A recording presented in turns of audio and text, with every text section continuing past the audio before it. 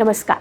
America के former president और president election में रिपब्लिक पार्टी के खास दावेदार यानी कि डोनाल्ड ट्रंप को जूरी ने हश मामले में दोषी पाया है। डोनाल्ड ट्रंप के मामले में लगातार जिस शब्द का जिक्र हो रहा है वो है हश मनी।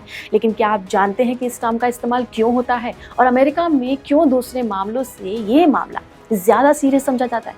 तो आइए समझते हैं ये हश मनी होती क्या है। तो बेसिकली हश मनी एक ऐसे स्पेसिफिक सिस्टम के लिए स्पेशल टर्म है जिसमें कोई पर्सन या पार्टी दूसरे को एक अट्रैक्टिव अमाउंट या किसी तरह का टेम्पटेशन देती है ताकि वो शख्स उस बंदे या पार्टी के शर्मनाक हरकत पर चुप रहे।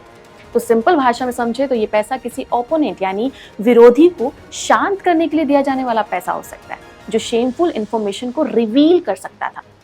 तो जैसे आपने इंडिया में देखा होगा कि कोई केस से बचने के लिए बाहर चुपचाप से पैसा दे देता है, ठीक वैसा ही पैसा देना। आपको बता दूं कि अमेरिका में पैसों का रिकॉर्ड रखना सीरियस और लीगल मैटर है, खासकर तब जब आप इसे अपनी कंपनी या अपने पैसों के रिकॉर्ड से दे रहे हो लेकिन इसे दिखा किसी और के नाम से रहे हो। ऐसे में अगर ये साबित हो जाता है कि आपने जानबूझकर इस पैसे का लेन देन किसी और तरीके से दिखाया है और इसे किसी को चुप रहने के लिए दिया है तो ये अमेरिका में गंभीर मामला हो सकता है। ट्रंप के केस में बार बार ये कहा जा रहा है कि ट्रंप ने सभी 34 अकाउंट्स में हेराफेरी की है। ऐसा इसलिए क्योंकि पैसों के लेन देन को आप रिकॉर्ड में दर्ज करते हैं और इस पूरे प्रोसेस को रिकॉर्ड करने के कई स्टेप्स होते हैं।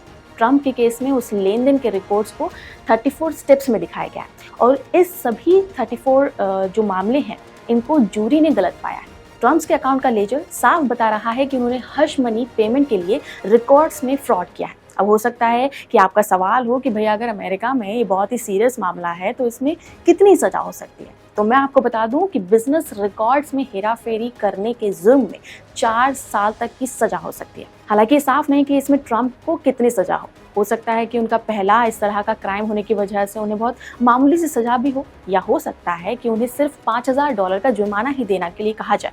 लीगल एक्सपर्ट्स कहते हैं कि ट्रंप को फर्स्ट टाइम ऑफेंडर होने की वजह से उन्हें जेल की सजा मिलने की उम्मीद काफ़ी कम है। आपको बता दूं कि डोनाल्ड ट्रंप जब 2016 में चुनाव लड़ रहे थे तब उन्होंने adult film actress stormy Daniels को चुपचाप रहने के लिए $1,30,000 का गुपचुप भुगतान किया था। ये पेमेंट उन्होंने अपने फॉर्मर लॉयर माइकल कोहेन के जरिए करवाई थी जिसे ही showed as a separate item. बाद में कोहेन ने ही उनके इस मामले की पोल खोल दी। खैर आपको बता दूं कि ट्रंप ऐसे पहले राजनेता नहीं है जिन पर एलिज्ड अफेयर्स को लेकर पैसे की लेन देन के आरोप लगे। इससे पहले डेमोक्रेटिक पार्टी के एक समय के राष्ट्रपति पद के उम्मीदवार रहे जॉन एडवर्ड्स पर कैंपेन फाइनेंस लॉ तोड़ने का आरोप लगाया गया था। और ट्रंप का क्राइम पैसा देने को लेकर नहीं बल्कि इसके तरीके को लेकर है। इस पूरे कंटेंट के बारे में पढ़ते समय मेरे दिमाग में ख्याल आया कि जब अमेरिका में इस मामले को इतना सीरियस लिया जा रहा है तो रेप जैसे मामले में कितनी सज़ा होती होगी। तब मुझे पता चला कि इस मामले में कोई भी सज़ा उसकी सीवियरिटी पर डिपेंड करती है। अलग अलग मामलों में या अमेरिका के अलग अलग हिस्सों में या यूँ कहूँ कि राज्यों में इसकी सज़ा अलग अलग होती है। वैसे वहाँ रेप केसेस को 2 तरह से देखा जाता है। अगर ये मामला हल्का है यानी कि बहुत सीरियसनेस नहीं है तो सिर्फ 3 महीने की सज़ा हो सकती है। लेकिन अगर मामला बहुत ही ज़्यादा गंभीर है तो 30 साल तक की भी सज़ा होने की उम्मीद होती है। खैर अभी देखना होगा कि फाइनली ट्रंप के लिए क्या फैसला सामने आता है। लेकिन आपको ये इन्फॉर्मेशन कैसे लगी हमें कमेंट बॉक्स में ज़रूर बताएं। नमस्कार।